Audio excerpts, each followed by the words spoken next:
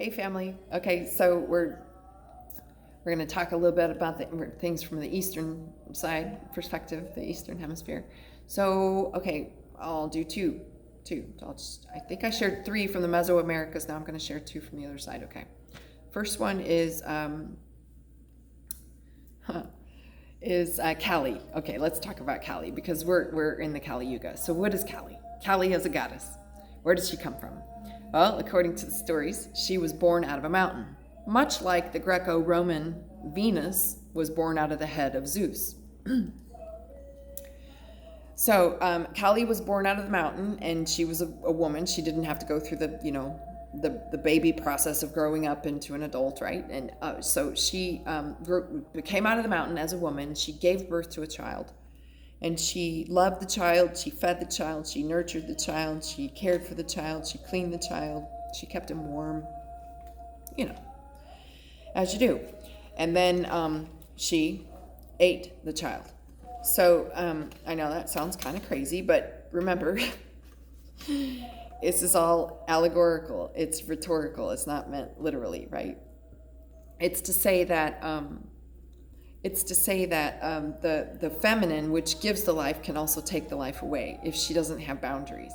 If she doesn't have a masculine there to establish a boundary, because she is the source of life, and she's going to give life to everything, whether it's beautiful or it's ugly, whether it's pleasant or it's horrific. It doesn't matter. The woman gives birth to everything. That's why the fucking CEO's office in Washington District of Criminals is called an Oval Office, right? There's so much behind symbols and shapes and stuff, right? So that's Kali. That's an explanation of Kali. So, and if you want to check out more online, I encourage you to do that. Please, see if you can find this depiction of the yugas, because on the East, they measure time in a completely different way than Pope Gregory's slaves measure on the Western Hemisphere. And they measure time in yugas. And you can refer to the Kali Yuga, which is essentially, again, it's this Alpha and Omega, this movement of the serpent, of consciousness exploring itself, and is coming out of this, so you can imagine like a bell curve kind of coming down out of this devolutionary process, finishing out of the Kali Yuga, and then moving up into the Satya Yuga to explore the depths of our evolutionary possibilities. As we complete the end of the Kali Yuga, we're going to see a wholesale, there's even, no matter how much you want to stick your head in the sand, you're going to see how destructive is the feminine